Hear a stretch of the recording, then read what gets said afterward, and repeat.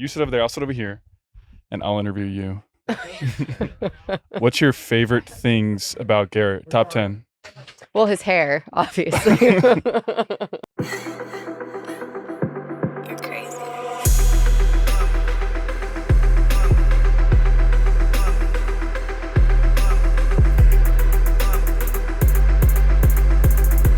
Garrett, Taylor, welcome to the Viall Files. It's great to be here. Great to have you. We're so Just a round of excited. applause for being in love. Yes. You guys are still in love, right? Props for love. Yes, Okay, very good. much in love. Yeah. I mean, part of me always like roots for the drama, you know? Right. If you guys It's were fighting on entertainment. the way in, like, I'd be sad for you, but It'd be great for the it would be great for podcast. us. Yeah. No, but I'm very happy for you guys. How has it been? What has life been like in the real world so far?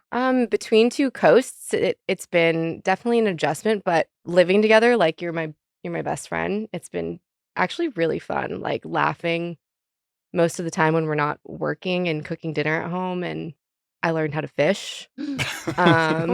Spearfish. Traveling. Yeah. Anything else? I think you about covered it. No, lots of food and laughs and a little bit of TV show. We honestly, it has been really cool. The bi-coastal thing has been the biggest challenge, but other than that, like When you it's say been- bi-coastal, are you guys living apart at times? No. No. No. We No. We're God, We're so no. fucking Yeah, in love. We're so fucking in yeah, love. no, but no, we do a Zoom call once a week. It's fine. Okay. We spend a lot of time in San Diego, but we're mostly based in Fredericksburg right now. And where's Fredericksburg? Because Because you said at the reunion, I had I was to like, Goo- cool. I had- Like, I I just don't know. called I had my to dad up Google and give it. me, when you see the red barn, you're going too far, Yeah. that kind of thing. About 2 miles down Yeah, the road, exactly, yeah. left, light. I've got the map My quest. dad Yeah. is too. It's like an hour south of DC if there's no traffic. Okay, but like it's- Virginia-ish? Yeah, south okay. of DC. It's in between DC and Richmond's. Always tell people. Okay. So it's conveniently located. No, We were in San it's- Diego this weekend.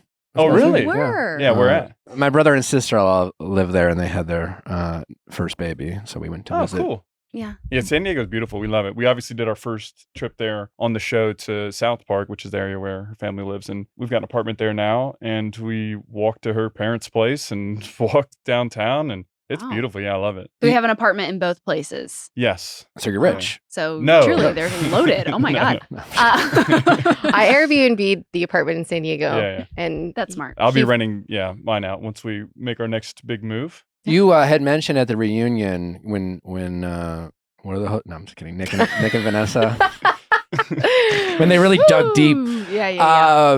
But they asked you about your living situation, and Yeah. you mentioned that, because obviously on the show you guys had talked, and it was our understanding that you guys had agreed to relocate to San Diego, Right. and it sounds like that was a challenge for you, and obviously you wanted to be close to home, and then you had a conversation and where you guys came up with this new plan. But how did you approach that? And I was curious, like, was that something that was like an ongoing conversation, or was that something you were feeling and then you finally kind of built up the courage to say, hey, Taylor, I gotta ask you or tell you something, and how did that all go down? Well, I want to clarify. It's funny, on the show, it seems like we decided we're moving to San Diego immediately after getting married. And that was never the discussion. It Okay. was like, where do we want to raise our family? And so that was in like Yeah. 5 to 7 years. And then in between 5 to 7 years, and then we were planning to digital nomad. We both have completely remote and like flexible jobs. And we kind of tried it out a little bit. And that's really tough to do as like an individual person, let alone working on a new marriage. And Garrett's, I won't speak for you, but he has been in Fredericksburg his entire life, and moving to a new city is a lot. Yeah, well, that's what's funny too. It's good that you clarified that because a lot of people are like commenting. They're like, "He's in Fredericksburg. They're not together." And it's like, didn't you hear me say we're moving to Fredericksburg after the show? Like, we gave no timeline for that, but it was always the goal to work our way towards that and to feel out doing some remote living lifestyle. And we talked about New York right away. And logistically, we moved down to Fredericksburg, and then we went and spent time in San Diego with our family for the holidays. And we spent like 3 weeks in San Diego, like La Jolla. We did 2 weeks in La Jolla. And then we did Costa Rica, and then we did Europe. And we were on the road a lot. And we're still talking about eventually like making this transition. And we talked about, well, let's go to New York in a little bit. Well, but the timing. And so it was all kind of like just evolving in a different way. And then eventually, the summer, kind of how you put it, was like just I started to feel a certain way. And I'm like, wait a minute. Like I told Taylor that like I really was open to it and excited about trying moving to San Diego eventually, but over the past 6 months or whatever it had been at the time, I'd spent more time away from my friends and family than I ever had before my entire life, and so it was an experience that was new to me, and I was still, like, sussing out my feelings, and as more time went on, I started to really feel something. I think I was on the way back from Europe, where we were gone for a month, and I was on the plane, I'm like, "Man, I miss my family and friends, like, this is really hard for me," and it was difficult to bring up to Taylor, but I brought it up to her, like, 2 days after we got home, or maybe the next day, and was like, "Hey, this is how I feel," and that was a hard conversation for us because Taylor all along, like, was like, "Well, I wanna go to San Diego, and that's where I wanna be," and all of a sudden, her partner, who just agreed to marry, is telling her, "Hey, I don't know that, I can do," so it's like, did he just change his mind all of a sudden? Like, what's going on here? And it was that was our biggest struggle this summer, was working through that together and, understanding we still love each other, wanna make this work, but, like, these are real feelings that we're feeling and trying to understand them and communicate them at the same time, so But I do think that that's something a lot of couples deal with. I know Love is Blind tries to have people in the same city and kind of avoid not regionally having difficulties, because I think that's what happens on a lot of, like, for bachelor people, Mhm. that they're not in the same city and then you transition into this big relationship really quickly. Like, that's tough, but a Yeah. lot of people aren't from the same place. So what does it look like to raise a family somewhere? Like, we don't know, but even though it was really hard for Garrett to tell me, he had to be honest so that we could figure out Yeah. what a compromise looked like and how to move forward together. Yeah, I mean, I'm glad you bring that up. Both the Love is Blind kind of logistical aspect of it, because it seems like the show does that, but to your point, the show can't predict the future or, what your long-term goals are, both as individuals and then what they become also as a couple. Then you start having kids and you ask yourself, well, yeah, maybe we live here now, Nally and I. We have our first daughter, and now we're having different conversations about what's the next 5 or 10 years like. Yeah. Where do we want our kids to go to school? Is it here? Is it somewhere else? And, Yeah. it can be a very scary thing, especially when a couple agrees to something. And especially in your case, where, like, you guys agreed to something that obviously you were very excited about, I imagine. Yeah.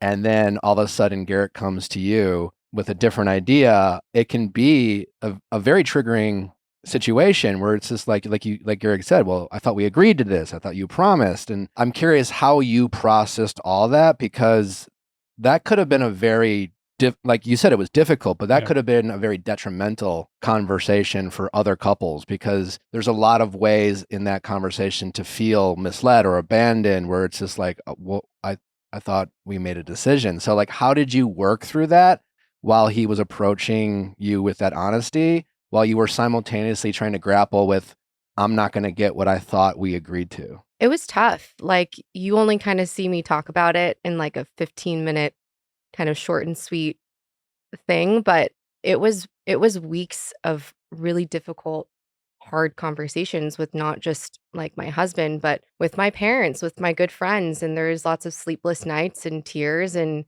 it wasn't easy. I'm also luckily found a fantastic therapist that I've been working with for the past 6 months, and I think you can really decide at a certain point when you get married, is it for me or is this about a we? It's really hard to describe, and you guys probably know this, becoming a unit and just deciding that whatever gets thrown your way, you're going to figure it out together. And if you want to get through it together. And so I think going from being super single, like going on to Love is Yeah. Blind, to like the complete opposite, like there is some whiplash associated with it. Like, I know I gave you my non-negotiables, like going through it, and it really hurt when you were honest with me, but I would way rather you have been honest with me than, like, let's say, like, in 3 years you freak out and like you've been holding this in and we never really got the chance to figure it out together. Cause like, not to be like super deep, but like, you can't predict what happens with life. You just want to find a partner that you like figure it out with. And Yeah. that's kind of what, after I grieved it and like figured it out with you and had a lot of difficult conversations and feelings, like, I think we got to the other side and like we're still definitely figuring it out. Sure. Yeah. I think I loved what you said at the reunion of just like, to your parents, like, I love you guys, but Garrett is my home now. And like, that's obviously how I feel about Nick. I think that's how a lot of people feel or should feel about their partner, is like, wherever you are in the world, like, this is your home. This is your safe place. Was that a hard thing to tell your parents, or had you talked to them about it before? It wasn't a hard thing to tell them. Like, I obviously clearly love my parents so much, and they're amazing people. Like, you can, I think that comes, I mean, I hope it comes through No, the screen to you 100%. guys, but they've always been the kind of parents who are like, when I studied abroad, they're like, maybe you should live here. We'll come visit. Like, you should go do this thing. You should try this thing. And like, wherever you are, like, there's no guilt. We want you to be your own person. And like, obviously, they have like, you know, Fong especially, like, she's so excited to be a grandma someday. And she even told, she told me this when we were like dating. She's like, well, if you have kids in Fredericksburg, I'm agreeing to come there once a month. And I was like, no one made you like. Tom always says, he's like, Fong's going to be out there on a plane once a month to see you guys if y'all have kids. And he keeps hitting me with this. Like, That's I mean, that's He's what like, my I'm mom not going does. to, but she will. yeah, right. He does. Yeah, no, he's not saying he's going to do it. Well, as your dad loves to point out, and I loved how you said it was his favorite joke, but he clearly has a lot of money saved up for the wedding he didn't have to afford, so now he can just he loves buy it. play tickets. Exactly. I love that yeah. you said that like it's his favorite joke. And I imagine every time it comes up, he tells that Well, his joke. favorite joke before this was he's got a T-shirt that says Johns Hopkins University. He's like, this is my like $100,000 T-shirt, whatever he says. Just like, That's funny. I think one. we're excited to do a second wedding at some point. Like, it's a lot to plan a wedding. Yeah. So, and like my parents are really excited. Like, a wedding can be, you guys probably know this, like, it's for the family too in some ways. Yeah. I know it differs for people, but he's probably going to spend some money Yeah. at some point. Yeah, Before we get I into wondered second that. wedding planning, though, like I just want to touch on this DC thing one more time. Like Taylor and I, one thing over the summer when we had this first conversation, we're like both looking at this and we're like, well, shit, like I want to be in San Diego and you want to be on the East Coast. Like this seems irreconcilable at first glance. But we spent more time and like talking through it and working through it. And I mean, ultimately, what we decided was like we love each other. We want to make this work. So like, what's a good compromise? And Taylor was like, maybe DC. I could see because it's familiar and she has friends there, and it's it's better than Fredericksburg, at least in terms of things to do, right? And so she's like, well, maybe I could see DC. And so we sat on that and worked through it. And it is a easier transition for me, and it's not as big of a leap. And who knows what happens? Like you mentioned, like, what do we want to do in 5 years? What do we want to be? You don't know. And that I think was hard for me and possibly Taylor as well. Is like, I like to know where things are going. And like, I like to have a clear picture, and you don't have that. I just know that I want to be with Taylor, and that was good enough for me. So I'm happy with DC. We're very excited about it. We've been talking about it nonstop, like excited to figure out where we want to be in DC and start a life there and see where it takes us. Because like, who knows, Exactly. I didn't think Maybe we'd you be have no here a idea. year ago. Yeah, exactly. Right. Not the Viall file. No, married. That is crazy. So you guys have been married for how long now? A little under a year. November 13th Yeah, is our 1 year. Okay. Yeah, we've got What is it like to try to, start a marriage and protect that marriage, all while trying to also protect the show that you're on and hide it from the real world? Well, I wore like a mustache everywhere I went. in Well, I Fredericksburg. liked that though. I wanted that. He wanted to keep that. It was a fetish. Yeah. Oh, you saw the mustache. Oh, we yeah. saw the mustache. Yeah. And Honestly, I donated my hair. Natalie was like, we dig the mustache. I thought it looked like good. he pulls Taylor off likes the it. It looks good. mustache. Yeah. I appreciate It's it. a rare thing for a man to pull off. And I Yeah. honestly looked at Nick and I'm like, your turn? Yeah. It made you not to bring up celebrity doppelgangers on Love is Blind, because we know that's a big That's a no. Yeah. But you're out of the pods now. Oh, yeah, and you're both hot, yeah. so it's fine. It kind of gives Chris Evans with a mustache. I get the Chris Evans thing like a lot. Yeah. But I've never seen him with a mustache. Does he have one? Has he A one? couple movies he's Okay, done it. yeah. Isn't that The what hair, Tim though, called lost you? A middle class? Lower class. Oh, Lower class. class. No, it wasn't. Captain America. Did Yeah, you yeah, say that? right, Yeah. When I was The Bachelor, I was commonly referred to as the Walmart Ryan Reynolds. I got Walmart Glenn Powell. I was like, Walmart? I see it. Yeah. Can we get, Walmart. can we Just get, take it. Can we get Honest- Target? That's great, because if had Chelsea said I'm the Walmart Megan Fox, Oh, she said everyone that? would Would've have. been No, different. she didn't. She just said she. If she said Megan Fox. if she had said the Walmart, yeah. No, that's If she a good, said that's it's a good cover. qualifier. Yeah. And yeah. for the record, we filmed before that season came out. So we didn't Yeah. even know. There is no like, Blueprint. don't talk Yeah. about. Yeah, Taylor Well, was there's- running around the pods calling her. No, I'm just kidding. Well, when Nick and I met Ryan Reynolds at People's Choice Awards, that's Nick cute. said I, was referred to as the Walmart Ryan Reynolds, and he was like, "Listen, Walmart is a great establishment." Yeah, it's a great I brand. said that. I Yeah. said there's good value there. Yeah. And, yeah. Taylor was like, we got to work on your PR. I was like, At the reunion, Taylor graciously gave you most of the credit for your glow up. She better. While we all thought this was a direct result of you being a married man and having the The woman's touch. The woman's touch, because you're giving woman's touch. She's all wearing over. my clothes right now. This What? is his. All right, fine. Then Wait, what? explain the military haircut that you chose to go That's in easy. with That's easy. Love Is Blind. If you watched the first episode, all I said was from the start, I have been single for 6.5 years. I put zero effort into meeting anybody. That's what that look was. Okay. But I have always had a latent interest in like fashion and So more why- oddly textiles. But why did it take you so long to explore that avenue of fashion? Did she give you permission? because I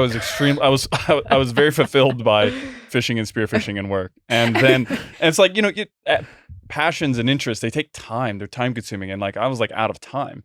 And marrying Taylor and being with an extremely fashionable and beautiful person, I'm like, I would love to explore that side of myself now. And actually, so this is what I did say, and I think hopefully it came off, but like Taylor more so inspired me to explore that side of myself and want to be more presentable and aesthetically pleasing and fashionable. And it's just fun to go to events and like dress up and with your partner. But if you're going Not all guys think that's fun, and too. if you're dressing That's up and true. your partner's dressing down, you feel kind of like, man. So, I want to also like be there. But I promise you, Taylor's never said anything besides the hair comment. Never said anything about my looks never once. said I didn't like your And hair. we could strike that from the record because if she didn't say that, then Which she's- hair? The Taylor- old hair? It was like Yeah. a It comment. was terrible.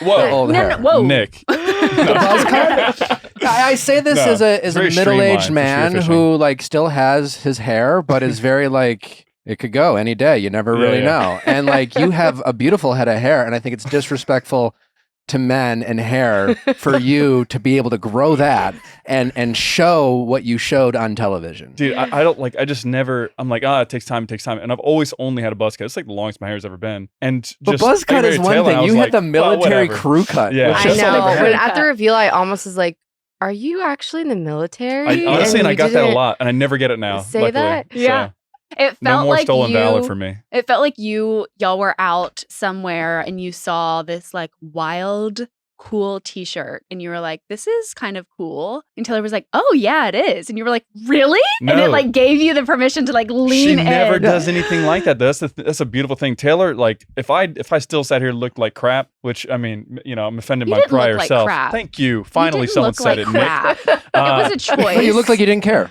No, Yeah. it's true. Which- And I did put no energy into it. I wore very particular clothes that doesn't come off on camera, but I didn't really care about putting it together to look good because I wasn't trying to attract anybody. But no, Taylor, that's the beautiful thing about Taylor. Is like she doesn't care. She's like, if I didn't like dress any certain way, she's like, she wouldn't push me in that direction. She wouldn't feel bad. She's just like, I love you as you are. You're beautiful, handsome, like all these things. Taylor's great, but I'm just glad that now I'm sure she secretly does like appreciate that I dress up a little.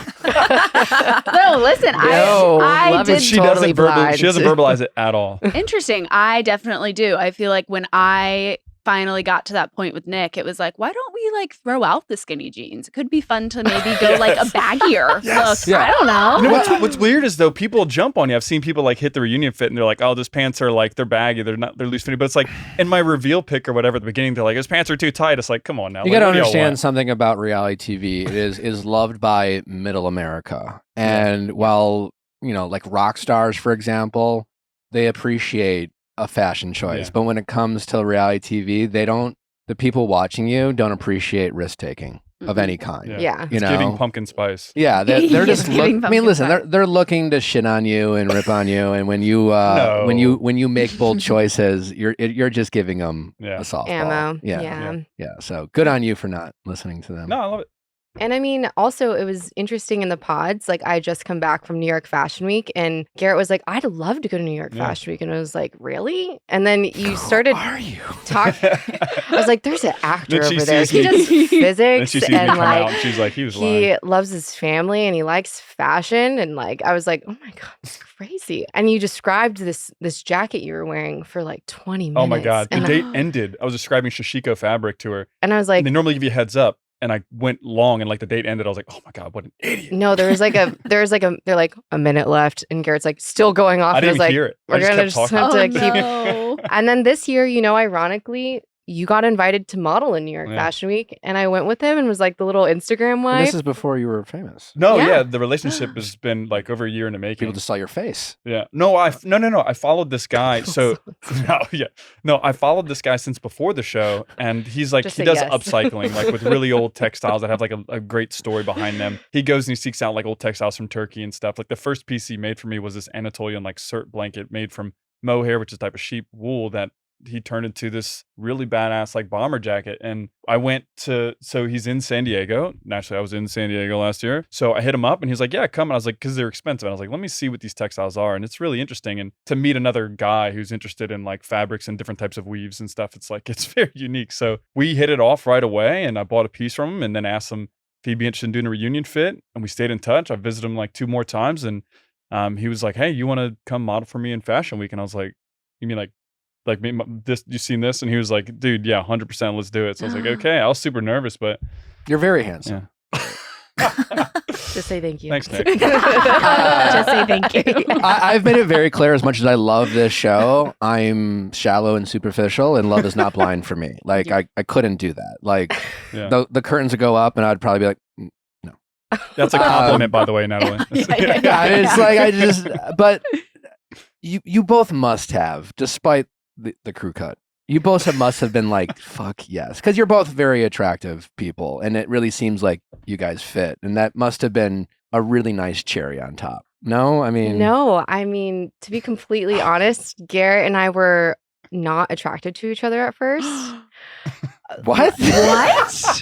Like we were like really I think we were really in love with each other. Yeah. Well, I think it's not because I didn't think he was a good looking guy, and it's not because he didn't think I was a good looking person. It's because your brain just explodes when you do the reveal. Like 100%. I can't describe the simulation that we were in a good way. But like for 10 days of like falling in love with someone by just talking about things, and then you don't really build up an image in your mind, and then the doors open and there's like 70 cameras on you. Like you're excited and your adrenaline's rushing, and like, but you're still kind of like, what just happened to me? But then like we got to Cabo together and you can put your face, their voice is still trying to be a part of their face. Yeah, it's weird.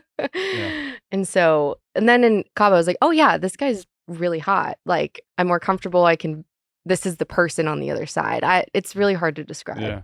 Yeah. I mean, everyone that like goes through that experience and has this reveal, the viewers will never appreciate it. They will never appreciate it. You like, I in particular, like I was melting down. Like I was freaking, my nerves were in a million pieces and it was horrible. But the reveal, the reveal comes and you see Taylor and you're just like, oh, hi, and you're beautiful, and like all this and that. And then you don't know how you get out of there, and you're just like kind of in a daze, and you're like, what happened? Like, I don't even remember what she looks like. And this is everybody. So don't let anyone fool you. And then you get to Cabo, and that's where like really you're like, all right, am I attracted to this person? And yeah, like right away, when I got to Cabo, I'm like, God, what was I freaking thinking? Like, this is crazy. Like, I'm in love. I suppose when you say it like that, you're right, because if cameras weren't on you and you didn't have to worry about that, you'd probably just like awkwardly and weirdly like stare at each other and look 100%. Each other up and down and really analyze who they are and what they look like. But you can't do that. Yeah, because that would look kissing you was weird. Really great. Though. That was great. You're really great kisser. I'm not gonna lie. Yeah, I was definitely like trying to like just kill the awkwardness with kisses. I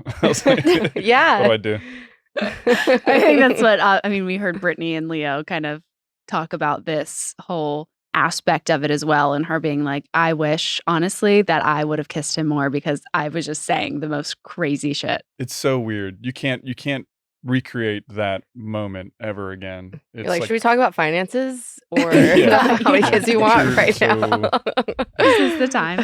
Fong. So how do you spell that? This entire cast was pretty open about sex and you guys kind of getting physical fairly quickly. I don't remember exactly when you guys talked about it, but given how intense the reveal is, and you guys, like you said, described not even remembering what each other looked like what conversations did you have about intimacy in Cabo once you like started being alone? And was it just more like you guys got drunk and it happened, or did you guys talk it through? Like, what was that like? I mean, honestly, those conversations started in the pods, but Taylor and I didn't want to talk about it in public. Like, I mean, there were several things we agreed not to talk about, like family trauma and like sex stuff. And this is day 2, I think they have you talking about sex. So like we were like very hesitant to do that. And Taylor came up with the great idea to let's just write notes to one another and like kind of like do it in that way. Cause we wanted to still see about compatibility and still connect with someone. I mean, you're at risk of like losing this person if you don't connect with them at a deeper level. So that's what we decided to do. And we've always been very like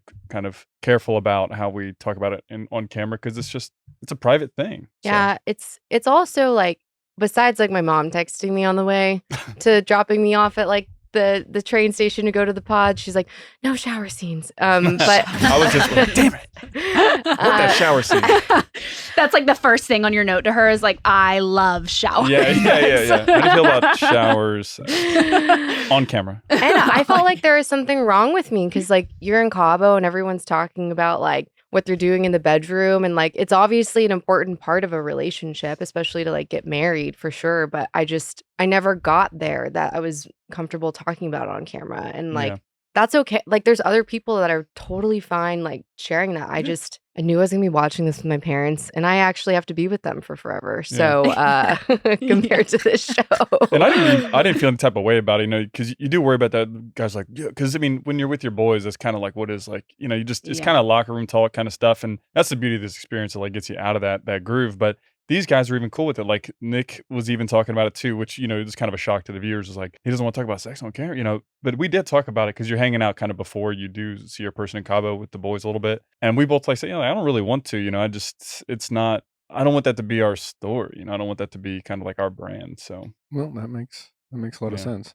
So is it good? No, I'm just kidding. So do you want to talk about it now? Well, no, or she did. still She did no? make a comment though on the. Yeah, but didn't air. I mean, there were some fun moments. No, not that one.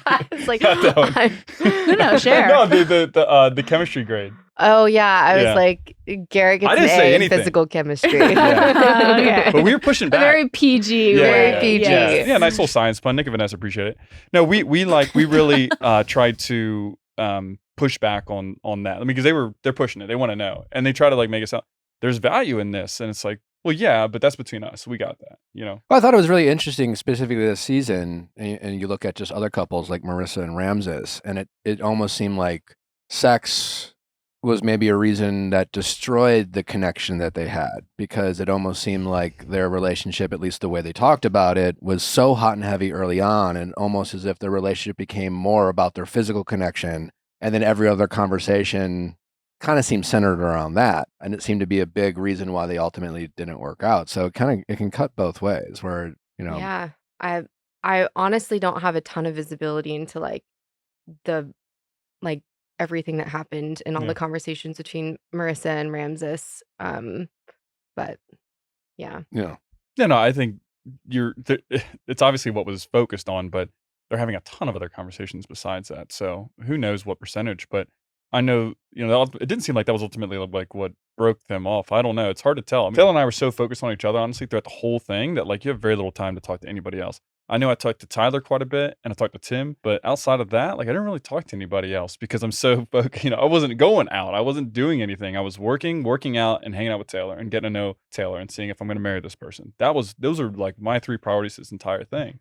Yeah. And I think just like to his point that like your physical connection with someone is something that you could have a focus on, and it could be too much of a focus to the point that like you're not getting to the things that you absolutely need to get to the end of this. Mm-hmm. Yeah. And like I do think that the physicality is important, but I think it comes like it's even better when you kind of get all those other fundamentals in line first. It can make it harder for two people to remain objective about their feelings. You know, sex point. affects your body chemistry, men and women differently. And this is, again, we know it's a TV show, it can be edited, but this is the impression I got was just their relationship was very physical. And then here's Marissa seemingly just head over heels for this man, seemingly ignoring what looks like a bunch of red flags. And it kind of gave like she just was so into him and the chemistry that she couldn't see the forest through the trees. Meanwhile, a lot of their disconnect seemed to be around that. Yeah. So, you know, it's just interesting how sex can play a role and two people in terms of how you guys decided to approach that. At least it seemed like you were allowed to remain objective. Because that's what I really enjoyed watching you two fall in love in the pods. I found you guys really interesting because of how transparent and how much you guys described your feelings, and just every step along the way, you two brought us kind of into the relationship, it felt like, which was really enjoyable. And I think that was kind of new for couples who, you know, start in love and finish in love on that show. Yeah, I mean, it was really special to watch your love story back. And Garrett and I are like such logical people with like very technical jobs. And we went in with like, maybe there's a 1% chance my person is here. And then to have these like feelings that are like kind of undescribable, having to do that in a visual medium, like I think was just kind of how it all played out. Like, you know, Garrett saying, every molecule of my body. And I was like, oh my God, we're so nerdy. Yeah. That was off the dome for the record. Off the dome nerd. We watched, for the most part, y'all were very drama free. We did see one fight play out There was a on fight? screens. We were Nick and I think were very understanding of the route you took to go about this information, I think. Well, I understood more your like, lie. That's more like I say for myself. Well, I'm not condoning it, but I like from a logic. I can be logical. well, no, it wasn't too. a lie though. That's the thing. No, Like, omission. no. I swear. Like this is what I'm saying. Like, and I'd love to clear this up. This is not how this went down, and I didn't approach it the right way because Oh. Taylor and I, up to this point, we were like so connected walking through this entire experiment that like the only way that we felt like we were going to get to the end is if our communication was extremely upfront, quick, and heavy. And like we always talked about things, and we Yeah. even make it a point to like if something was really heavy, you bring it up off camera, and like we'll handle this together. Because our goal wasn't to make a TV show. Our goal was to figure out if we're going to get married or not. So like that was our primary focus, was each other. And the only way you're going to do that is if you communicate early and often. And this was the first instance where I didn't do that. I received a text early in the morning. Taylor was still asleep. I was getting up before and like going to work. I saw the text and I was like, you know, it was something very harmless that like, you know, this ex who we haven't been romantically involved in a long time, but you still eventually like send like little cute videos or whatever of like her niece. And so that's all it was, harmless, and responded and then moved on and then was like, you know, I'll bring this up to Taylor later. It's a very chaotic context of like, I'm working all day, less than I usually normally do. So I have to squeeze a lot in, and then you immediately go into filming the camera's on your face. And so I didn't stop and like think to bring this to Taylor in the middle of the day. Like that's where I made my biggest mistake, was like to bring this to Taylor sooner and let us work through this. So then we fast forward to the party, and we're sitting there at a bar right before the party, and we're like just waiting to like go in. And I took a picture of like Taylor's hands and like just on the shot. It's like this. I still have the picture, but I was like, I'm posted to my story. Taylor said soft launch. Like, oh yeah, and that's where it triggered. I was like, oh yeah, this is good. Like it'll help keep the wolves at bay. And I mentioned to her that next had texted me, and all of a sudden like she started to react like, well, what was it? You know? And so then it became. I saw it quickly. It was like, oh shoot. This was a huge miss on my part. Like, this is a big deal. And I didn't think about it because I thought it was very benign and not important. Again, out of a relationship for 6.5 years, I'm not thinking about these kinds of things. And it didn't mean anything to me. So I didn't You were broken think up with about this the person for details. 6.5 years? Yeah. So it didn't mean anything to me, right? And so I didn't think about it, think about it after, obviously, sure. So I wasn't thinking about the details. So when I told her what happened, I truly wasn't thinking about, all right, what happened? Let's walk through it. Let's open it up, show the phone, all this stuff. And immediately, like we talked about it, and like I shut it down and responded like, hey, I'm in a relationship, all this stuff. And that's what you see play out the rest of the night. And then, yeah, when I get in front of Ashley and Tyler, like I say, yeah, and I responded, she's like, wait a minute, you responded? I'm like, wait, didn't I say that? I thought I said that. It wasn't an omission, and I promise you. And Taylor, had I been truly lying to Taylor, but I get your perspective because people have said that. They're like, well, he lied to like, because he thought it wasn't a big deal or whatever to keep it calm. It's like, but I truly didn't intentionally deceive Taylor in any way. That makes sense. And I don't even meant like you did. It was more like, I just feel like sometimes in those moments you receive a text or something and you can have the absolute best of intentions, like it seems Sure. like you did, in a high pressure environment or a triggering situation that you could be sensitive to. It's like sometimes you're just like, what is the absolute best way to do this? And just knowing it could be triggering, things can snowball. Yeah. And it's just like, it was more like that, where It could have been. it felt like it was something like that, where even though whether you meant to or not, it seemed like you had the best of intentions. And I think sometimes in those situations, like I just understood that, where like you might have to apologize for not handling it the way that you Yeah. could have. I never, as a viewer, stopped trusting your character in that situation. Because I just feel like I don't know. You could just kind of tell. Yeah, it He's a didn't really come off good guy. shady. It came off like this is a bad time to tell you something, but we do need to have this conversation. But we're about to walk into a party. Yeah. There's cameras. There's Oh, we it's know what we're terrible doing. timing. Inviting your I'm such an exes. idiot. Yeah. Like, Yes. we're flying to going San to- Diego right. 6 a.m. the next day. Right. And like, I'd kind of put an artificial timeline, not artificial, but a different timeline of not just getting to the altar, but I didn't want you to meet my parents and ask my Yeah. dad for my hand in marriage if I wasn't sure. And so having to figure that out super quickly. And so I knew that you were a great guy. And I know my gut told me you weren't lying to me, but the facts at the time, like, were really tough Yeah. as a person who's like a collection of human experiences of like dating people that haven't worked out and being with guys that have lied to me and have cheated on me. And you're seeing all these relationships fall apart around you. And so it was tough, but I know that you weren't lying to me and we got through it. And seriously, like, never even think about it. Yeah. How did you put that to bed? That whole her reaching out, or did you ever hear from her again? No, and that's the thing. Like, yeah, it wasn't. It was nothing. So I responded like the whole shutdown text, and then I blocked her and like just made it all clear. I was like, I want to make this really clear. Like, I have no interest in this person, right? Like, let's put it to bed. And we really, honestly, we haven't even talked about it since that day until the show started coming out. People started saying things, and people are attacking my character and stuff. Like, that's when we started actually like talking about it. But I totally understand Taylor's reaction. I defended her all along because you're getting asked too, like, do you think she overreacted? I'm like, hell no. Like, this is a really tight timeline, and you're walking a tightrope to the altar. And any one little thing that comes up to like knock you down, you feel like your whole world's crashing down. You have to put all trust in this partner. If anything shows that it's like kind of smells out of character, you're questioning everything. For sure. Don't you think it's kind of a coincidence that she reached out after 6.5 years? Well, no, we had, like I said, like Sue still would send like occasional messages, but they're They would very few and chat. far between. Oh, yeah, okay. yeah, it was, but yeah. Yeah. I didn't like reach out and like say, hey, by the way, like heads up. So I We're always getting like, was like, married. yeah, I Oh, didn't. maybe- So it would have been nice, like, hey, by the way, like I hope you're good. Like this is gonna come out. This may be people may reach out to you. So I Yeah, don't like you're know. not just like in a relationship. Like you've done a show.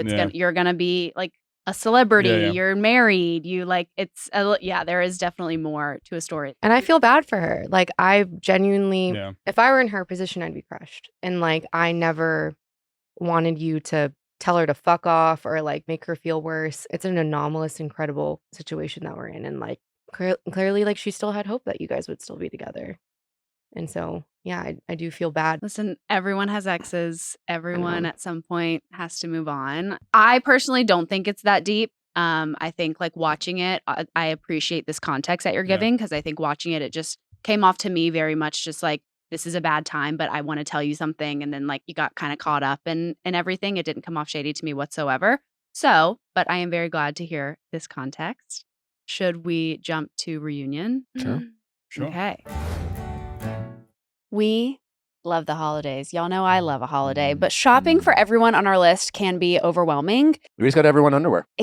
Not just underwear. Skims Holiday Shop is so good that Merry you can get them. Christmas. We can get them underwear. You can get them PJs. They have amazing pajama selection right now that they're for their holiday. It's their soft lounge sleep set, and it is so comfy. It's so cozy. And the bras and underwear, it's like you're not even wearing bras and underwear. There's also nothing better than waking up in the morning in your soft lounge sleep set from Skims. And it's like a little cool in the mornings now. It's like feeling fall. And you put on the cozy robe from Skims. It's so plush. It's so cozy. It's so comfortable.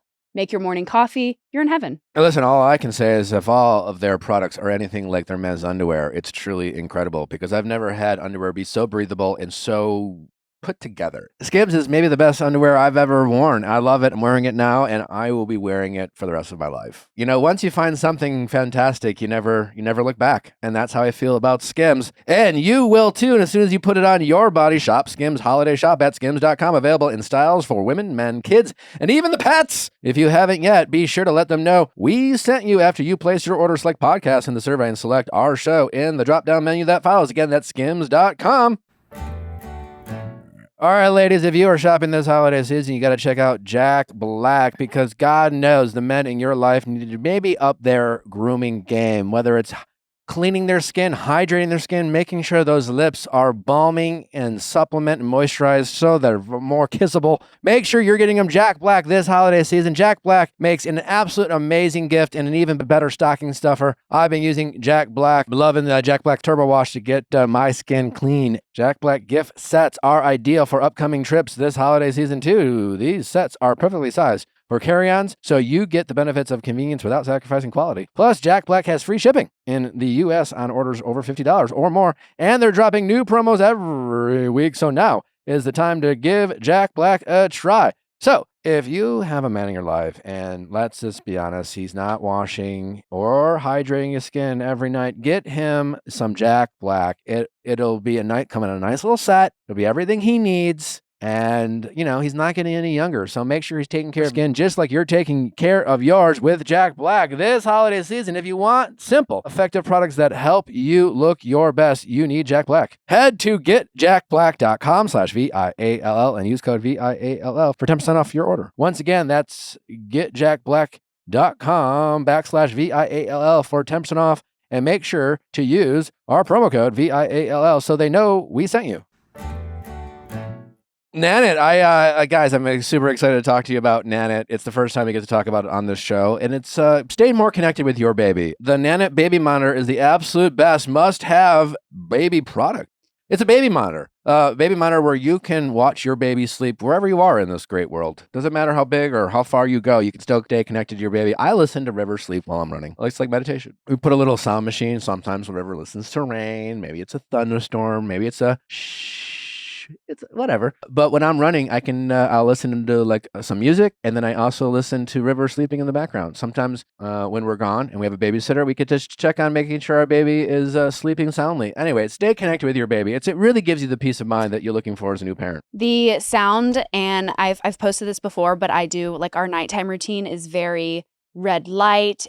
We like play a beautiful sleep sound, Right. and it all comes from Nanit's Sound and Light machine, which is another one of Nanit's products that is so great. But the baby monitor, it's an app on your phone, so you can obviously go anywhere throughout your house. You can go in the backyard, you can go in the front yard, you can take a shower, and you can just turn it up all the way and you can hear your baby. We obviously love it because when we go out on a date night, we can still check on River and make sure she's sleeping, make sure whatever, you know? Also, for all the parents out there, when you put your kid down for a nap, you'll be like, oh, how long have they been sleeping? And then you'll be like, oh, I don't know. Has it been 45 minutes? Has it been an hour? Has it been an hour and 10 minutes? We just go to the Nanit and it says, hey, Mom, I've been asleep for an hour and 24 minutes. and then you know exactly. They also have a video log history, so I'm able to kind of go back and look at River throughout the night, see if she woke up, what she did when she woke up. Did she throw a party without her permission? Obviously. You got to keep an eye on the kiddos. In fact, Nanit parents get an extra 36 nights of sleep a year, and Nanit babies sleep 10% longer than average. Anyways, we love it. You will too. Stay more connected with your baby with the Nanit. The Nanit Baby Monitor is the MVP of baby gear. It's the one baby item we can't live without. And of course, we have a special offer for just our listeners. Get 20% off your first order with code DREAM20. That's DREAM20 at nanit.com now. And that's spelled NANIT.com. Nanit.com for 20% off. Reunion was a little crazy. No. Yeah, Well, I blacked out. actually, You guys weren't crazy. I blacked out for 5 hours. Just like that. This is being Garrett. Wow. Yeah, it was Yeah. was a lot of And it's frustrating because you go up first, you go up front, like you're to ask you questions, and then you sit there forever, and 8 you're just hours. emotionally exhausted at this point. You're like, holy cow. And then they ask you questions again. You're like, God dang it. Like, yes. we're still alive. Perfect. I know. I wish I was like, can we take 5 before I share our happy stories and I Yeah. can do some jumping jacks or something? Right. Need to breathe. Yeah. What do you think caught the two of you off guard most between, I guess, the Hannah and Nick of it all, the Ramses, Marissa? Was it Nancy calling Steven out saying, we want to hear the text? What do you think caught you off guard the most? Marissa and Ramses caught me off guard. Just because I thought you have a year to talk about this Yeah. stuff with your ex and hash it out. And I thought they were on Yeah. really good terms going into that. So I was but it's fresh, right? I don't blame Marissa for maybe feeling like we just watched this in a hotel room by yourself. Yeah. And I cried.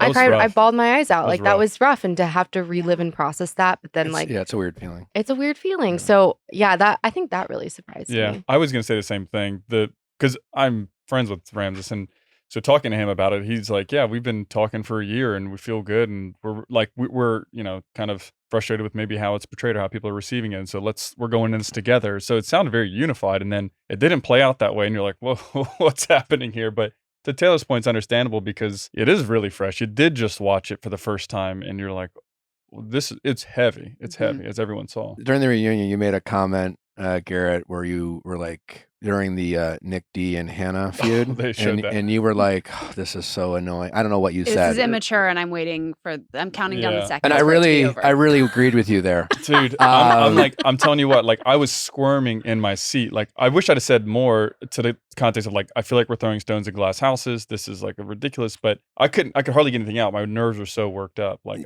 I was just telling her, I was like, I kind of I don't like want are to say s- too much.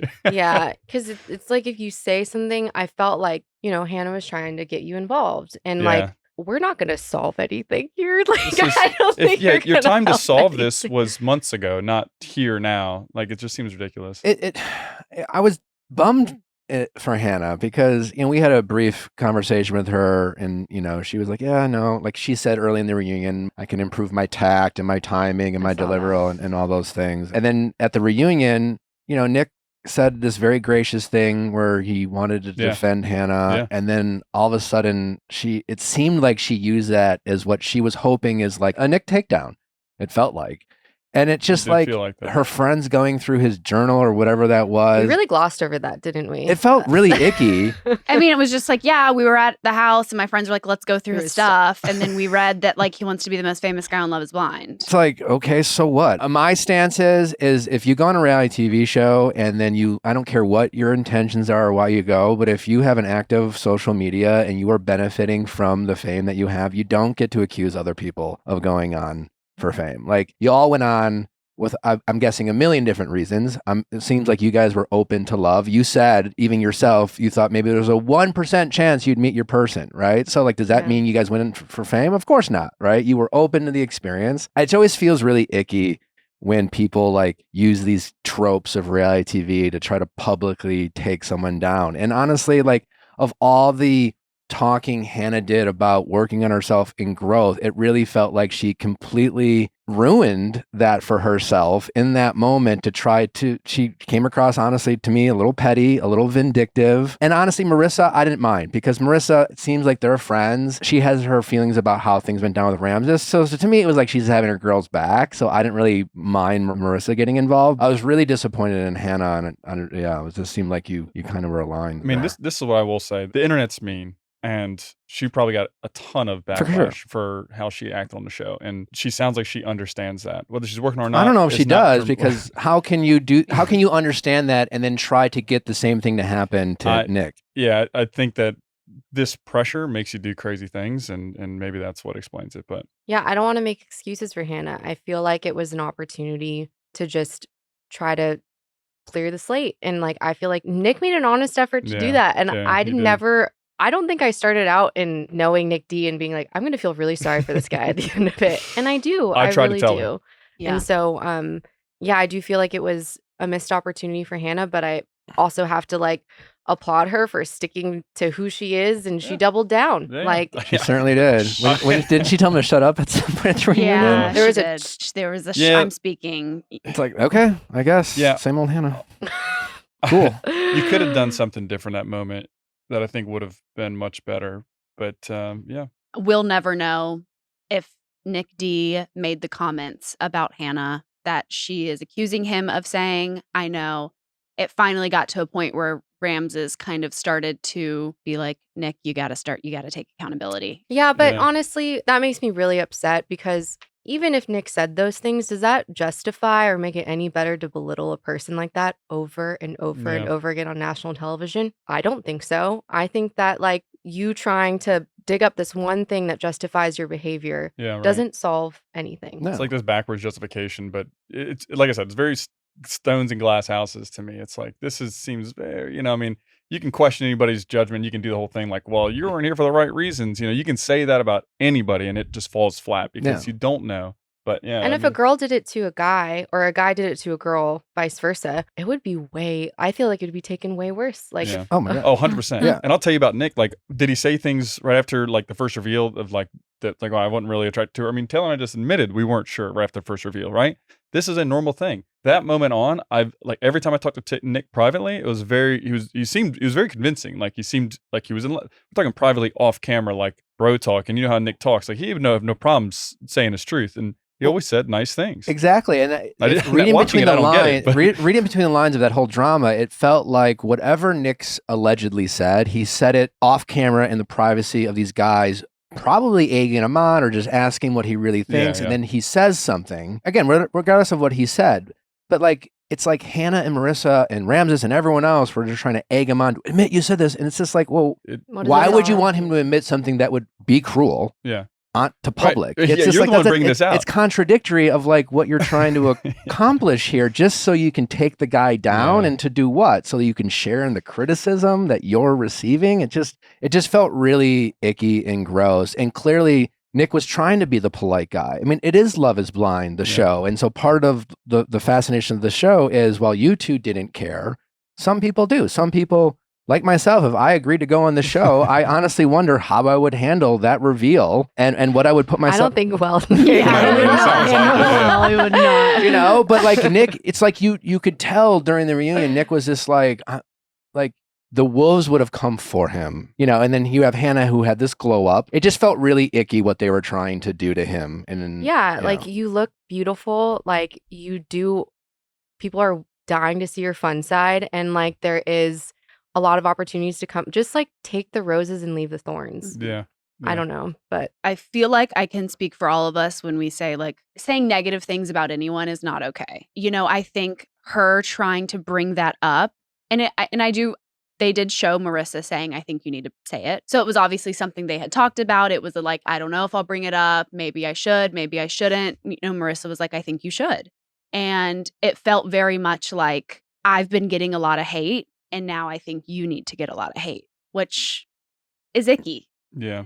at the end of the day, thinking about the reunion, it is something that if I had to face a tumultuous ex after this really big thing that we did in a very public way, like in the internet's way, thousands and millions of people are weighing in on your relationship and who you are. Like, I can't throw stones from a glass house. Like, it's fucking tough to go up there and you work that up in your mind for a year and get up there and you're like, this is my 10 minutes and like the last biggest platform I'll have to like speak my truth. Like, that's a tough thing to balance too. But I do agree that like trying to throw more hate at Nick was not gonna, I don't think it was gonna make you hopefully not feel better. But we weren't there. Like, we weren't there in all their conversation stuff. Hannah's obviously frustrated about their relationship. And so I will give her credit. Like, I don't know what she was going through. Maybe he was saying things, but he wasn't doing it. I don't know. I genuinely don't. And I'm trusting that. My thing is, you had an entire year to resolve whatever it is. And this goes for everybody up there. You have an entire year to resolve this stuff. If you truly were cared about growth and understanding, that you would not avoid it till the reunion to try to like air stuff out. I feel like you had an entire year to address it. That's probably where it should have been done. If you do wait till the reunion, it feels very performative and demonstrative and just doesn't feel genuine. Have you kept in touch with Steven at all? Kept in touch. Yeah, I definitely reach out to him and like, how are you doing, and like check in on him and stuff. So like, we're not like, hey, what are you doing this Friday? But I definitely have checked in on him because we were there for the whole experience, and my heart was heavy for him because I knew how this was going to come off. You know, obviously my heart's heavy for Monica for obvious reasons, but the bad guy in the scenario doesn't. being told to Get the kill same yourself care. over and over again by thousands of people and that you're just like a piece of shit human that deserves Yeah. to like not be here anymore is like, it's nothing that we want for any person in our lives. It's going to break anybody. I mean, I didn't get near as much, and I still was broke, at moments. So Yeah. Well, you obviously don't condone that, and unfortunately, the internet is what it is. That's also one of their favorite things. Yeah, they love to say that. to say. It's just one of the, and maybe I'm desensitized to it because I've had so much experience with online hate and things like that. And I've also had some very good lessons. I tell this story several times, but a few years back, I got this message on Instagram from this person. It was on Twitter. I'm sorry. It was on Twitter. And it was like, hey, Nick, can you unblock me on Instagram? And at that point, I hadn't blocked someone in years because I stopped doing it. I didn't really care. I don't read comments. But early on, when I was on TV, I would block someone, and the girl was like, hey, can you unblock me from Instagram? I'm really sorry for calling you an ugly troll or whatever it was. But in my defense, she says, I was 12. And it was a really great lesson. And I kind of laughed at it. And I did like a poll on Twitter, like, hey guys, you think I should unblock this person? And like those comments obviously are never okay. But I think sometimes you just have to remember potentially who is online and who, you know, you don't know these people. You know, unfortunately, parents are giving their 12-year-olds phones and they can say the craziest shit. I don't condone that. I do think simultaneously, it doesn't alleviate Steven to have to address his behavior and, you know, why he came on the show. I think, Monica made a really great point, because even his explanation at the reunion was kind of like, old me would have did this, but new me was like, just, you know, I unlocked my phone. It said something like that. And to me, it was like, well, all I'm hearing is a guy who clearly hasn't figured himself out yet. And Love is Blind isn't the place to figure out whether you are a faithful person, you know, and things like that. And here you are entering into a relationship with a woman who clearly has opened up about her past relationships and put herself out there, got engaged, you know, like as someone who has gotten engaged on reality TV, like it's easy for me to be like, it's not really the same, but I still have to be like, I was engaged before. It's still on my resume, so to speak. Yeah. And Steven stole that from Monica. That's exactly what I said to her that night. I was like, I'm really sorry that this terrible thing happened to you with cameras in your face, but he doesn't get to take any more moments away from you. I don't think they met their parents at that point. You're not trying on, your mom's not seeing you in a wedding dress. Like, I know it's shitty and I can't tell you how to feel, but I can say from a third party perspective, thank God you found out now, like until later. And I think Monica really truly believed that. And like, she's in a great and like super happy relationship and is very much moved on. So what is your opinion of his behavior on social media? I actually don't follow any of the cast right now just because I didn't. You can tell these are very healthy people. No, truly. Yeah, it's honestly kind of boring. Guys, come on. I'm just kidding. No, it is very nice. It's a breath of fresh air. You guys operate like you've done this a few times. And I mean that as a compliment, because it's easier said than done to not engage with. It's easy to listen to the noise. It's very hard to disconnect, focus on what's in front of you. Most people don't do that. I was so type A about going into this, and like you hear so many horror stories about people on reality television, and like hearing stuff that I think I like overdid it, or I made like a ton of boundaries about certain things to just because we got married. Like it's different than if I just went on something and then I'm just worrying about myself. Like my mental health and how I'm doing affects our relationship. And like that's what fucking scared me to death going into this, is like, what's going to happen when like all these people say a bunch of stuff about us, even though we were super strong going into it. Like you hear these bad stories and like, I feel great. How did y'all navigate that? Was it Nick and I have been kind of on this page. This is something he's taught me of just like, you don't go looking for it. You don't read anything. You don't read your comments. You don't read DMs. You don't, God forbid, go on Reddit. You don't read articles about yourself. Like ignorance is bliss in this environment, in this industry. Is that kind of the way that y'all approached it? Or that was my goal. Like I agreed to not read comments, go on Reddit and like read DM. Like I would only like, I put on filters so people can't send me certain messages with certain words. And that's been great. Yeah. And people, a lot of it's like the friends that like will send you things like, oh my God, did you see this? Yeah, the cousins, the and friends. And you have to like correct them a little bit. And it's like, I know you're trying to look out for me, but like, please don't bring me negative things. It's like, I didn't even know that was a thing. So thanks.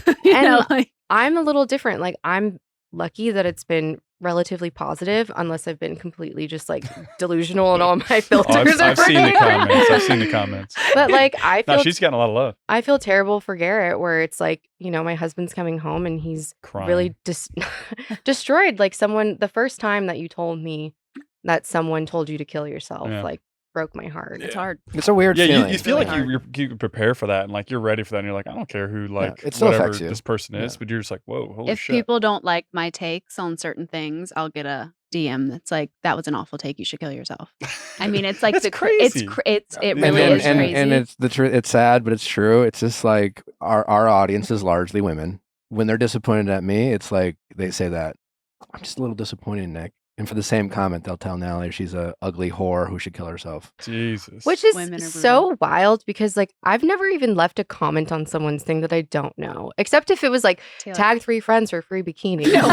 like that's it. That is how Did I you get the operate free as well. bikini? And so it No. is crazy to me to think that like people feel like they can just like drop their opinion, their negative opinion on someone's personal page or DM them something wild. nasty. You will know never what's interesting understand. though? The moment you call them out, they're like, oh. Oh yeah. Like, yeah. It's like they immediately back down. It's like, do you not realize like what you're saying? They're like, oh, I'm sorry. Yeah, no, you're right. No, I love you. I love you so much. Yeah. Thank you for responding. Yeah, thanks, King. I'm like, Yeah. what the what? Yeah. Well, that's kind of the point. It's like that's 12-year-old girl behavior, Yeah. right? Or, maybe they're not all 12-year-olds, but like it's just You have a vendetta against this person. Have He you does. met them? Yeah. no. Honestly, you I'm, should I'm reach very, back out I'm very and be like, appreciative. "Hey, girl." I'm very appreciative. I'd like to offer you on the I think I podcast. unblocked her. I listened to this years ago, but I was very appreciative No of the wonder she's lesson. listening. It's like I was Yeah. appreciative of the perspective that she was able to You need that offer me. reminder. Yeah. Yeah, it was just a reminder because, like I said, we're very good at staying offline. We're very good at reading comments, but every once in a while, it'll still find you. Yeah. And you can be in this business for a while, and it still affects you. You can't help how it affects you. The difference is how you process it after you're affected by it, and you just kind of get better at like reminding you. Like, this person doesn't know me. This doesn't affect me. Because your instinct is to try to convince them. Like Yeah. when I first got For criticism online, I almost was like, I would meet anyone willing to meet me because it was Yeah. like, I'm going to show you who I really am. Yeah, yeah. And it's like, you can't do that. Like, how can you? That's not sustainable. Like, so you Yeah. kind of have to give up on that and let it go and just be comfortable with the internet is the matrix. It's not even real. Because you can go on, like even Steven, for all the hate that he's getting, I promise you, if Steven walks into a bar in DC, he'll be treated like a rock star. Yeah, yeah. right. They will all take Facts. pictures with him. They'll all be like, "Oh my god!" And even they'll Yeah. be like, "Honestly, I'm kind of like into kinks," and like, they'll all do that, right? And it's Who isn't, not Nick? it's not real, yeah, right? Wait, what are your kinks? No. here? No. You want to talk about it? Let's talk about it. Like, No, why I- didn't you want to talk about sex? Like, how, No, I resonate with that so much. Lots of fish. I need to get past this. And yeah. No. He has great swimmers. No, I do. I resonate with that so much because, and I need to get past this season of being public because I do want to address everybody, and I'm like, I can do this, like, and I'll respond to people, and No. like I just posted this morning for the first time, like a spearfishing thing since I've been on the show, besides like this one reel I did, and immediately you're getting like poor fish and how dare you, and you seem like such a good guy. Why can you kill fish? And it's like. I have lots of feelings and opinions about this. Like we could spend the rest of the podcast talking about it. No. So I want to like help people. I'm like, if people want to understand, I'm willing to explain. But most people don't really want No. to understand. They just want to be entertained, and so that's why they're there. they want your commenting. attention. Yeah. Yeah. We're a month in. We're getting Yeah. used to like Yeah. we're gonna at some point not read the comments. Honestly, Taylor I gets so give y'all so much love though. I give Yeah. y'all a lot of props. You seem like you are handling it and navigating it incredibly well. Yeah. We're And- lucky to have each other. And willing to do that. listen to each Yeah. other and help each other out because that's always, I think sometimes, you don't. Just let me do what I want to do, and you guys seem even when maybe Garrett gives in to the internet, he seems to be willing to listen. I'm to me. sure the same people that are throwing me a bunch of love are the same people that are making you feel terrible. And Yeah, that right. doesn't I've been fucking flabbergasted that this has been such a positive experience for me. But like Just wait. She knows. She's like, my Okay, day. She yeah. keeps saying my day is coming. Yeah, I I don't keep see saying that. it. I keep I don't see the saying signs. Look, that's it. I don't know when, but everyone I'm has gonna. the day. We'll do a podcast after Yeah, this. it doesn't really matter. It's just more like people like it'll just be your turn, Yeah. and it'll just and hopefully you will just not notice it. But it's like, and you're right. You're absolutely right. The same people criticizing him are people who are wanting to protect you, and I didn't get they that. identify with Yeah. you. And like honestly, a lot of people who criticize you, they're not criticizing you. They're criticizing someone who you remind them of an ex, or No, you I get remind it. them like of the one projections. person I who understand, lied yeah. to when their ex texted it. It's all just sure. a projection of, and that's why we love these shows because we're Okay. watching it because it's either a reflection of us, a reflection of people we've dated before, and things like that. So all of the reactions are just that, right? And you just have to be able to disconnect from it. So Totally. Yeah. Well, our caller is here if y'all are ready to give some Let's do it. relationship advice. Okay. how's it going? Good. My name is Ashley. I'm 32, and I am struggling with how to handle issues with my long distance relationship. Very long distance, I'm glad. Where do they live? Well, I live in America and they live in Europe. Oh, Don't need wow. to be Very, specific. No, very that's- long distance. okay. Very long Fair distance. enough. Yes. And what, I mean, other than the obvious, it being very far, what are your biggest struggles? Ultimately, it sounds like it's creating a bigger disconnect than you wish. Yes. So there have been a few smaller things, but it's come to a little bit of a head, I think, with our priorities, maybe in terms of not really where the relationship is going, but just the relationship in general. So he really likes to kind of do everything. Like always, not in terms of partying, but always has trips plans, always has things to do. He does travel a lot with work. And the only reason it's come to a head is because with the distance, it's really hard to not see each other once you have a big fight. Like you don't have that reconnection, you don't have that hug, that kiss, that whatever. Which hasn't been an issue until now. 9 months into it, we had a really big fight. We weren't planning on seeing each other until the first week of December. And I basically said, I can't, I need that reconnection. I need to see you. Can we look at your calendar, look at my calendar, and see if we can make it work? And next weekend, I guess this weekend now, he had a trip tentatively planned. So just blocked off for a guy's trip with people he sees every day, but they had no travel plans, no nothing, no Airbnb booked. And I basically said, hey, for this one weekend, can you just say, guys, I'm sorry, I can't make it. I have somebody else I need to make a priority. It was the only weekend we could do it basically until either of us until December. And it has now turned into a whole ordeal because he kind of dug his heels in. And I was like, well, now I don't feel important. And it's been What whole was issue. the original fight about? That's kind of almost another podcast in and of itself. Oh, no. It was a smaller issue that he admitted. So this is probably important. He admitted he totally screwed up, like not cheating or anything crazy like that, but it was a smaller issue that he turned into a bigger issue and said some not mean things, but just some things he shouldn't have said out of anger that then in turn obviously created me having insecurities and not feeling great about it, that I basically was like, I need to see you. Like we need to see each other. So I guess that I can get into more details if I can, but like I said, it's almost a whole another story in and of itself. Is he American or is he European? No, he's European. Okay. How'd you guys meet?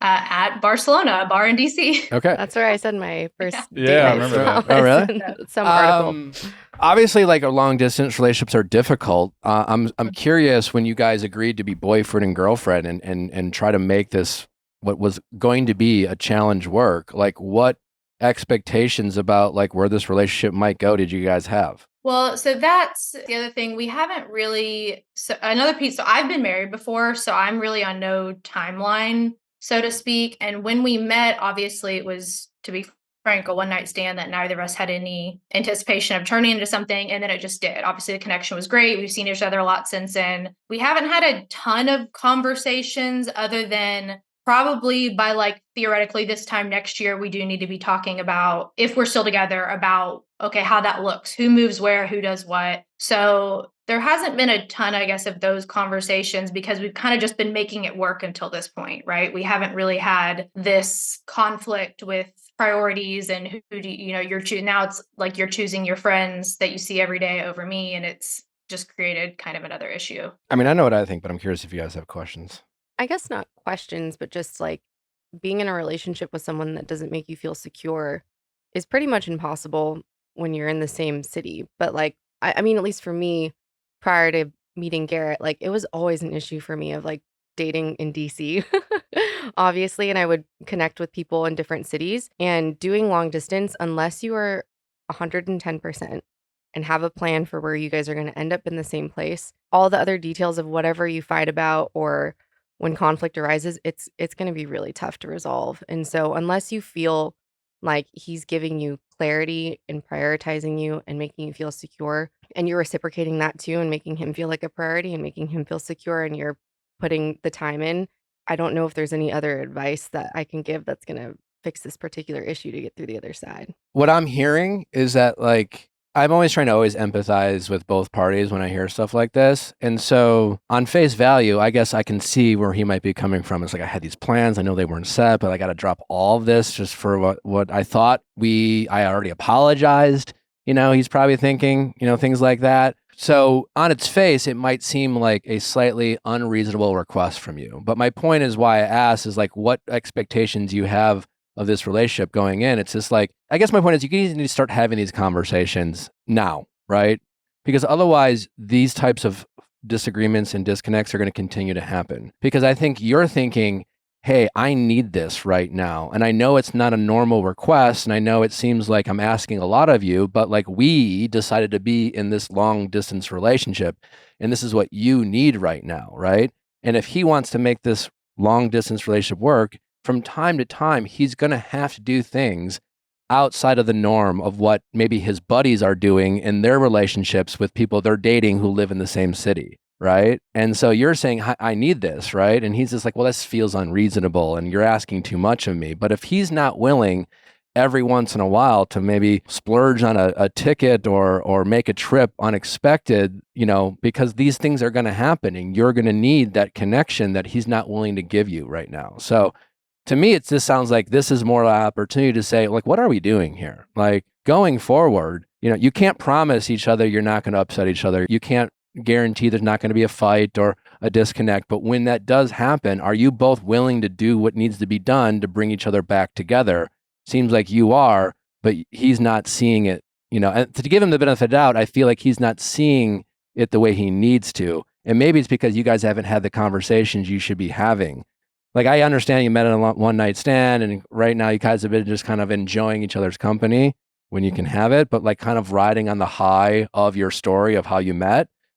But like for this to continue on, you're going to have to get on the same page in terms of where you guys are in terms of like expectations of this relationship. Right. And I think that's kind of certainly where it's gotten to, because there's a little bit of, I would call it trauma from a past relationship where a girl basically always asked him to, put her first, had to cancel all of his plans all the time, which frustrates me because I'm like, well, this is one time in 9 months I've asked you now to I've never done this before. It's not really who I am, that I at least know myself to be in relationships I've been in. Like I said, I've been married. So it's like he's not taking that at face value. And instead he's like, well, I just don't want to set this precedent. I don't want to start this again. And I'm like, well, I'm not your past relationship. I think we obviously, since in the past day or two, there's been a little bit more conversation around it. And now he's kind of trying to make both of them work. He's trying to go on his guys trip and then also trying to come here for like 12 hours. So he's trying to now do both of the things, but it did create this. I was like, okay, am I crazy for asking you to skip one guys trip weekend? Which he never called me crazy or never, but I'm just like, I was trying to look at it from his perspective because I don't want him to think that that's who I am really at all in a relationship. So his buddies who he sees all the time gets several days and you get 12 hours? Well, and now that was only because of the way the flights worked. And it's also turned into the other option is, which I'm inclined to take this, girls probably laugh at me, that he is now offering to pay to fly me to Milan for 2 days and he's going to stay in Rome for 2 days. So I'm like, I don't know, maybe. Milan could be fun. I think it's a great time of year for Milan. Natalie's like, I haven't been to Milan in a while. I know. So I'm like, it's starting to maybe work itself out, but I was like, I think he just likes to do everything. And I told him the other day, I said, as you get older, it's going to come to a head where you're going to have to start making sacrifices. I mean, he is old, he's 31. I was like, you're going to have to start making sacrifices or otherwise people in your life aren't going to feel important. Yeah. And I think maybe that has kind of clicked with him, but I'm just not sure that's actually come to a head for him really in his life. Well, I also just like the word crazy you've thrown around. Like what you guys are attempting to do to have a relationship across continents is crazy, right? It's kind of crazy. Like it's like not recommended, very hard to do. Like it might work, but it's kind of crazy. And my point is every once in a while to do this crazy thing that you're doing, you both might have to make crazy choices, that he wouldn't otherwise want to make. And that's kind of my point. It's just like he's so worried, and maybe it is a trauma from his past or whatever, but he needs to understand that what you both are attempting to do is kind of crazy. So it requires some crazy decisions every once in a while. And you guys can have those conversations and boundaries and expectations around like, yes, if I'm going to demand you to get on a plane every month, that would be really crazy, but I'm not asking that. Like you said, like this is the first time I'm asking that, but I do need every once in a while to see you show your willingness to like go out of your way for us, every once in a while when I'm feeling really disconnected, which I am right now. And if he wants to be in this relationship and continue to be in this relationship and see if there's a future there, be willing to do stuff like this. What is your schedule for seeing each other currently? When we initially kind of started it, we decided we basically needed to make it work like every 4 to 6 weeks. Sometimes it's been every 2. Now we were just together for 2 weeks, like early October to mid-October. So it just depends on what we're doing. But when we initially started and we were looking at both, because we both do have busy schedules, right? It's not just about the fly issues. We just both have busy schedules. So we decided 4 to 6 weeks would be ideal. And sometimes it's been sooner. Sometimes it's been in 2 weeks we've seen each other, and then in another 2 weeks. So it just varies a little bit. Yeah. I feel like this could be an opportunity for you guys to maybe sit down and have a conversation about what the future looks like. Because in all seriousness, 9 months isn't a great deal of time, but for you guys to keep going, you need to have some kind of understanding of where this is going. Like, are either of you willing to relocate? Because if not, long distance can work temporarily. Yeah. But unless it eventually becomes not long distance, unless you guys have some like very unique relationship needs, eventually one of you is going to have to make a very huge compromise.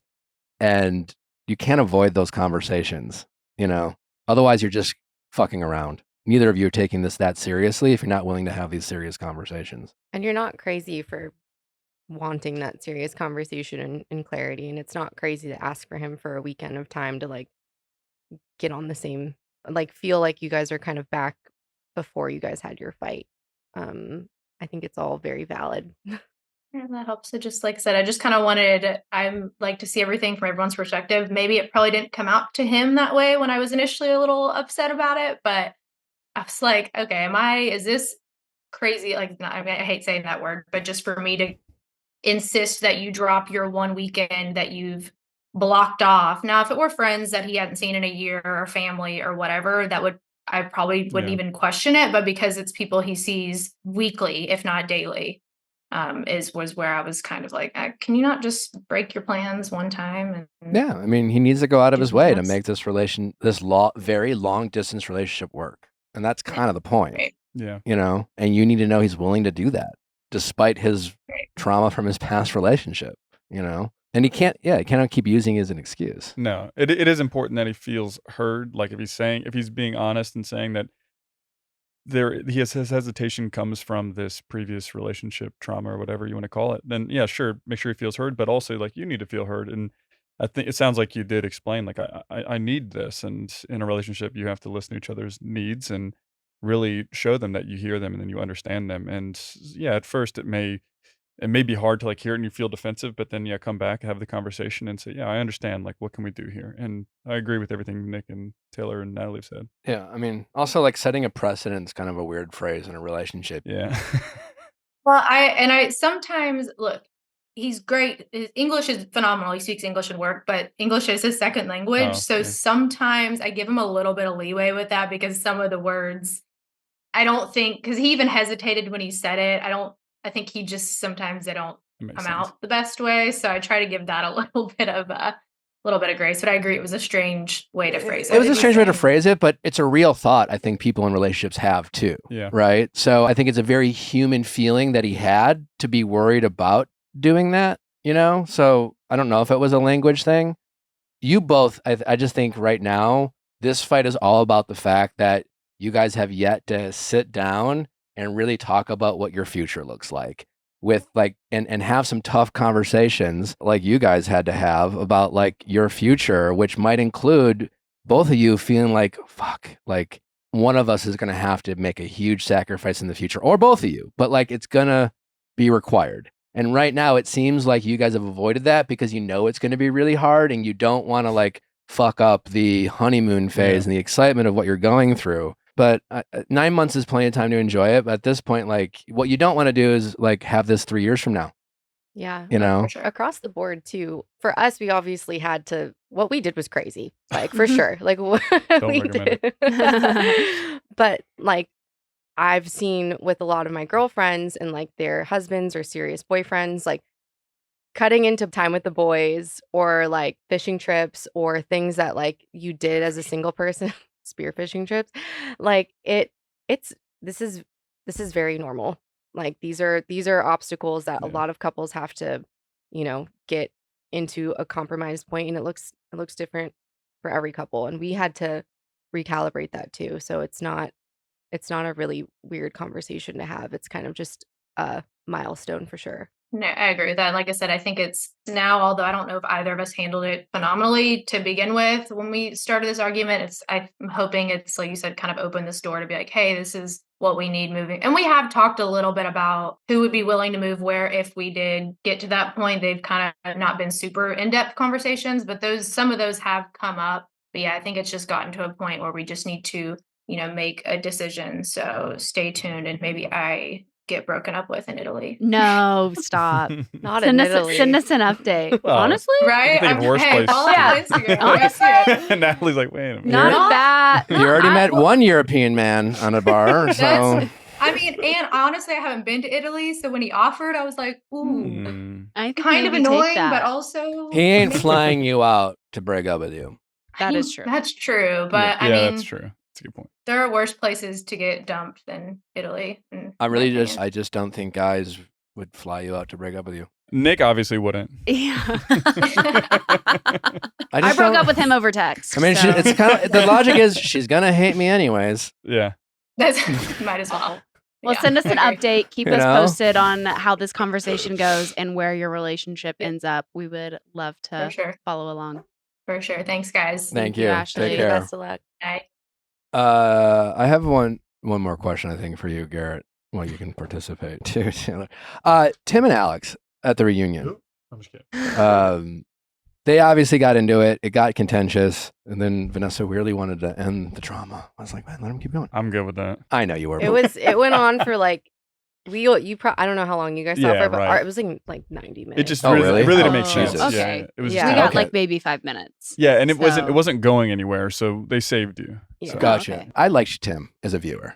Yeah. At the same time, I'm pretty sure that Tim is probably getting a lot of heat, and I Yes. imagine after reunion he's going to get even more. And I think partly it is because I think its audience is mostly women, and I think we're protective, obviously, and rightfully so, of the ladies on this show. But sometimes I feel like it can go a little too far, where it's just like I think anytime a man shows a little frustration, anger, it doesn't always read well on camera. Yeah. But you and Tim seem pretty close. And my read on Tim is that, like, while he may be an imperfect person, and like as we all are, and clearly it seemed like him and Alex just maybe weren't compatible. When I watch reality TV, I'm trying to decide a couple of things. I just assume everyone's flawed. We all have our mistakes. There you go. But are you a good person or are you a bad person type of thing? Tim, to me, seems like a good guy, like an earnest, high character, has his values, has his conviction to stand by them, even in the face of criticism. And I just want to give you an opportunity to talk about what seems to be one of the guys you actually came close with, because I do feel like he is set up for failure the way it is aired sometimes.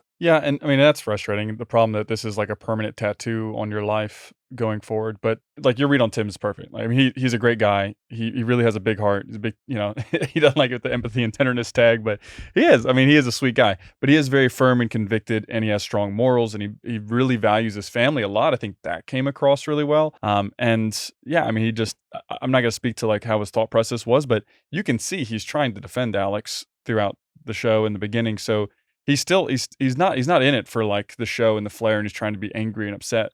But when he feels like he's been crossed or his reasoning or justification is attacked, like he can be a firm speaker, and it comes across certain way. He has talked about he's very cognizant of that, and he's tried to reel that back. But he does get excited. He's very excitable and gets worked up. So this isn't to take anything away from anyone that in listening to him or talking to him would feel like, holy cow. Like, cause I've seen him. I'd be like, Tim, like you're speaking a little aggressive, like loudly, but he doesn't, there's nothing meant by it. So I didn't pick up on that watching it. And I hope that other viewers don't, but if they do, like Tim you sit down and talk to him, like he will speak on it, and he'll, you'll love him. Like he is a good guy, and you're right. They were just incompatible. And ultimately, like same thing for Ramses, if you don't feel like this is your person, you need to cut it off, and it's never going to be pretty, and you're never going to be the good guy. Never. But Yeah. you have to do it, and you're doing the right thing by doing it as early as possible.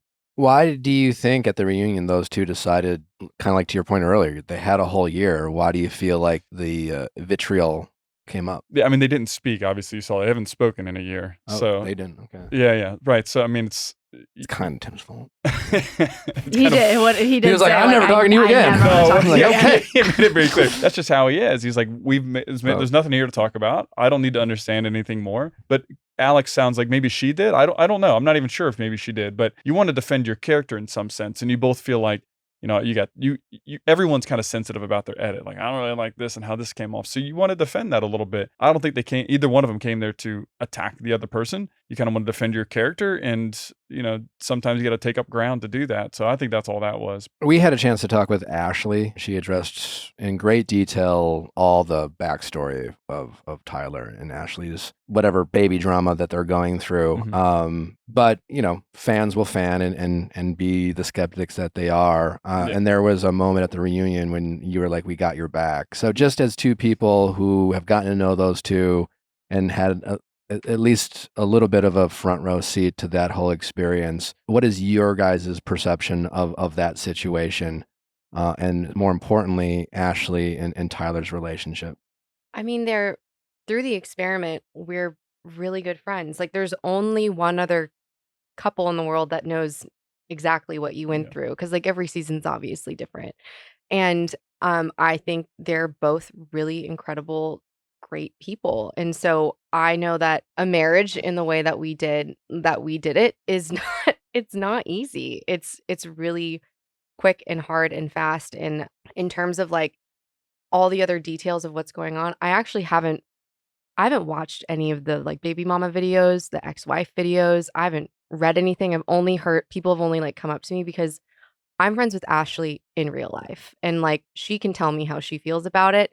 And quite honestly, I do think that Tyler only owes an explanation to Ashley and like his family. I don't think anyone else like needs to know. So for me, like I don't actually like know all the details. I haven't talked to Ashley directly about it yet. So it's I guess it's less about the details, and that's why I want to ask, because you are friends. It's more, I think the real skeptics out there, and not that it matters, but it's more like, I think people want to tell Ashley she's being foolish for believing Tyler type of energy, Mhm. right? And like, it's like, like you said, what goes on between them matters, but at the end of the day, I think we want to believe that Ashley is making the right and healthy decision. And talking to her very much felt like she was, but just from that perspective, can you speak on just like your confidence in Ashley to ask the questions she needed to ask and get the answers she needed to ask? Because like we've all been fooled by the people we trust and people we love. And I think the people out there who might have a hard time buying into the relationship might be people who are projecting they've been wronged by someone they love and trust. And it's just more speaking on that. Yeah, I know that Ashley is a very intelligent, very thorough person, and she's had her like shovel out digging from day Yeah. one. Like I have 100% confidence in that. Yeah, I mean, you're about to tie your life to this other person. No one's gonna close their eyes and be like, "I just want to do this." Like, yeah, I don't know Ashley as well as you, but you spend you spent the time with her. Like, she's very, or you guys both did. She's very like, she's gonna find the answers. And Tyler is a very good guy, and you spend time with him, and you feel very like bought into him. He's very genuine and trustworthy. It feels like. So to see what happened on camera and stuff, I understand where the views are coming from, especially with like the stuff that's coming out, and they want. Maybe it's coming from a good place. Maybe it's not.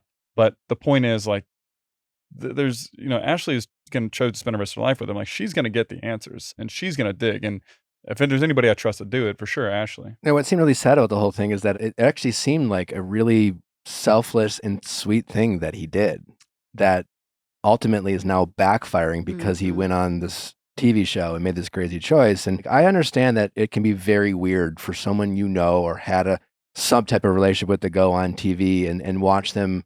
And so I give those people grace, sure. but at the same time, it really feels like in Tyler's situation, this person is almost responding to her story being told in a way, like she is attaching herself to Tyler in a way that maybe she shouldn't. And even though it seems like a very vindictive thing for this person to do, like I guess I maybe understand where it's coming from, but it's just sad because it seemed like there's kids involved. He's being criticized for what ultimately was a beautiful thing and selfless thing that he did for this person.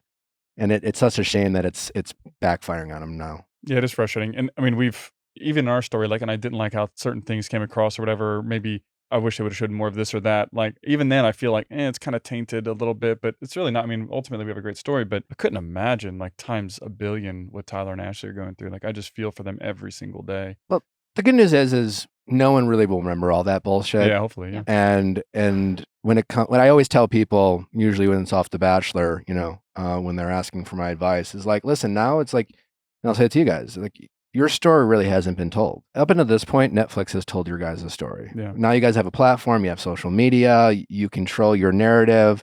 So for anyone who's doubting you guys or believing in you guys, we'll find out, so to speak. Yeah, you will show us one way or the other what the truth is. And now you guys have a chance to tell your own story, just like Tyler and Ashley have a chance to tell their story. And at the end of the day, like, people won't remember, if you've ever watched The Bachelor and you remember Ari as The Bachelor and how that season ended for him and how much I've never seen someone hated so much online. And now the truth is he made the right decision and he's in a happy marriage with the person he picked and they have kids now, and the person he broke up and rejected became the bachelorette and that didn't work out. And now she is happily with someone with a kid from the show. And that's all that people care about right now. They don't even remember the vitriol, all those nasty things. So it's just best to just let it go. Yeah, this too shall pass. Yeah. Well, we really appreciate you guys taking the time. This was so much fun getting to know you guys. Ultimately, what's next for you guys? And then we'll end it on that. Well, I'm gonna follow him back on Instagram and probably like some time off, like a vacation. It's been kind of a whirlwind. Oh my gosh, yeah. But like life-wise, we're planning to move to DC. Ironically. Yeah. We're very excited about going and just. I've been so close to DC my whole life, and I really haven't spent that much time there. But so I'm like, okay, cool. I get to actually like spend time in it and be there. And I'm still close to friends and family, so it's all. Yeah, we're both very excited about actually starting our own chapter, our own lives in DC, and seeing where that takes us. Any more modeling in Fashion Week? For Taylor?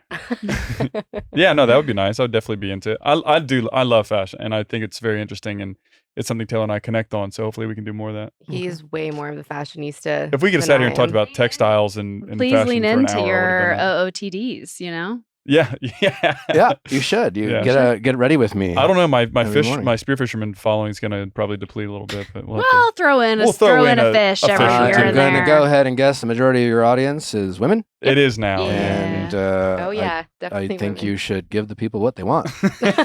As it relates to what you're passionate about. No, You just have to find what are the things that my audience loves and that I love. What are the intersection there? Yeah. Venn diagrams, Taylor. Yeah, Yeah, those like- are my vows and Yeah, didn't she make didn't it. come- There you go. Well, speaking of which, how can people follow you? What's your guys' Instagram? Mine is Chinese Disco Baby. Is my Instagram. Naturally. There you Mine's go. way less catchy. It's just Garrett.Josemans. Boring. Yeah. I'm going to be white fish guy. I think just some Please don't be whitefish guy. Caucasian You fish should daddy. think about changing yours. I only say this just because now that you're a public figure and you're a little bit famous, you want to be easy to find. I know. I have to grieve. So that part of Caucasian me. fish daddy isn't going to work? Is that No. Oh, you can do whatever you want. Lean into your influencing. Yeah.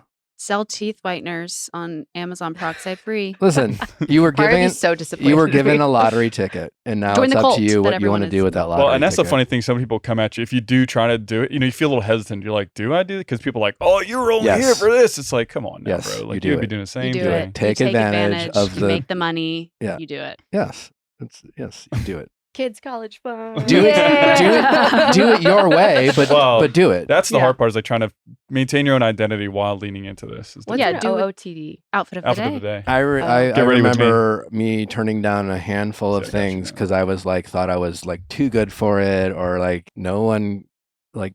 You my go do point that is- underwear deal, Nick. Well, I just like no one would. It would have come and gone. I just like passed up Yeah. on some real amazing opportunities because I was trying to impress people I didn't know. Mm, So yeah. Chinese Disco Baby is just because it's hilarious to me. We But I love can it. see how I should probably change it for searchability purposes. yeah, I just like I wouldn't like if I was like, oh, I want to go follow Taylor. I just don't know if I would type in Chinese Disco Baby. But can't you just like do my full name and Okay, then yeah. it comes Taylor up? Yeah, Krause you type comes in up. Taylor Krause. Yeah, Yeah. eventually. Yeah, just Nick, He let her be yourself, man. Yeah, he's a little bit of a hater. Well, love is not blind, Yeah. nor is your screen name. Yeah. Yeah, nor is your crew cut. So don't ever go fucking back. Yeah, wow, dude. you wouldn't have swiped right on me, man? No. I would now. Absolutely. Oh, man. Should we leave, Taylor? What's going on here? So Nick. Thank you guys for coming, and thank you guys for listening. Don't forget to send in those questions at asknick@theviallfiles.com for all things Ask Nick and texting office hours, and we will see you back tomorrow. Bye. Bye.